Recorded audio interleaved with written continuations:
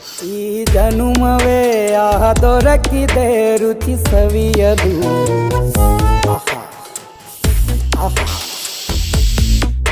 ಈ ಜಗವಿದೆ ನವರಸಗಳ ಉಣಬಡಿಸಲು. ಬಿಸಿ ಬಿಸಿ ಇದೆ, ಬಿಸಿ ಬಿಸಿ ಇದೆ ನಳಪಾಕ ದಿನ ದಿನ ನೂತನ. ಈ ಬಿಸಿಯುವಾರುವ ಮೊದಲೇ ಎಲ್ಲರ ಜೊತೆಯ ಮೆಲ್ಲುವ ಕಲೆಯ ಜೀವನ ಜನುಮವೇ. ಈ ಜನುಮವೇ ಆಹ ದೊರಕಿದೆ ರುಚಿ ಸವಿಯಲು. ಈ ಜನುಮವೇ ಆಹ ದೊರಕಿದೆ ರುಚಿ ಸವಿಯಲು. ಈ ಜಗವಿದೆ ನವರಸಗಳ ಉಣಬಡಿಸಲು.